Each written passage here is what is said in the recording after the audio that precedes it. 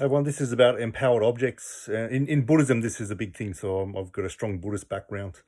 Um, so the empowered objects is things that have been blessed. So it doesn't have to be Buddhist. I've met a lot of Christian people who are incredibly powerful spiritually. Their prayers have a lot of weight, and they really can influence what they pray about. It's beautiful to see. But someone with a lot of faith, a lot of determination, and especially a strong spiritual connection to something, the higher power, to the higher self, um, your bigger connection to the collective unconscious and all that sort of stuff. Those things can be empowered. So essentially, blessing an object, whether it's crystals or and often it's malas or rosaries, things that protect. I remember wearing a Christian cross when I was 17, getting my second ever aura photograph at this fair.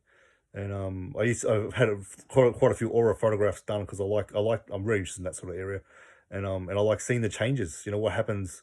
I had two photographs done in one day to see what changes, because the aura changes, minute by minute, and to some degree, and then other layers change weeks and months ahead of each other. But there's usually a fundamental type of color of energy that's in someone's aura based on their personality and where they're at. But when people have big personality shifts or life shifts, the colors can come out, especially if they change roles in jobs and that sort of stuff. So I like seeing that sort of stuff. So one of the photos I got taken, I had this Christian cross on, and this was just after I learnt Reiki. And the Reiki could see it was this halo of golden light around my head. And then the chain had this golden light and around the cross. So just having that symbol was protecting.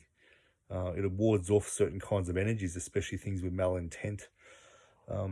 So one experience I had, I used to wear a mala. A mala is a rosary that was blessed by a type of Buddhist practice in China.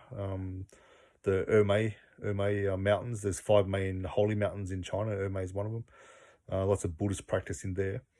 And that's connected with a whole Qigong system, Qigong healing system, and a whole awakening system, and that sort of stuff. So I'd wear that every day, and instantly problems that I was having with energy sticking to me and that sort of stuff from sessions, and um, just was disappearing.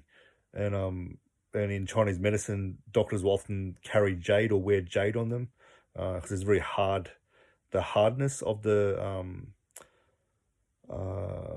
stone or the crystal or whatever, it absorbs a lot of energy. So the more hard it is, the more it can absorb. A diamond being one of the hardest things, it can absorb a lot of energy and doesn't need to be cleaned. So so I wear this Buddhist mala, and then one of my clients, she was telling me about how she had this 100-day cough, and as she's talking about it, I could feel the energy coming off her chest, like that sick energy coming out of her chest, even though she'd healed from it physically. And I could feel that going into me.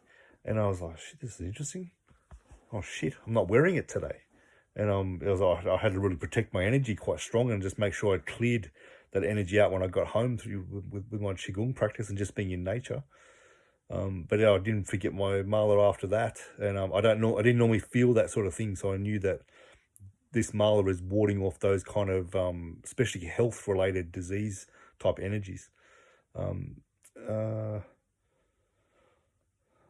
so having sacred objects in the room, empowered objects in the room, stickers on the wall that have, certain seed syllables in Buddhism, they use that sort of stuff, Christian crosses and that sort of stuff. They all ward off certain energies from entering the room you're treating in, entering into your own body.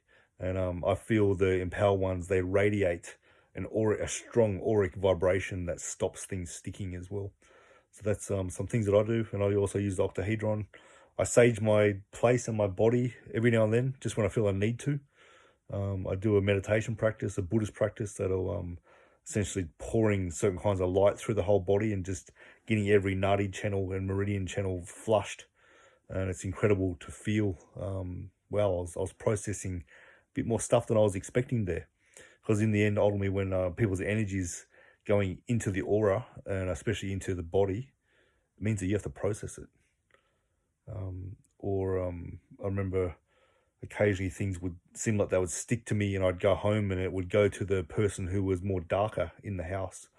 And at that time was one of my flatmates was in quite a dark space, and I felt like that energy was influencing him. So I had to be even more careful about what I brought home and how I looked after my energy field. Hope that makes sense, my rambling.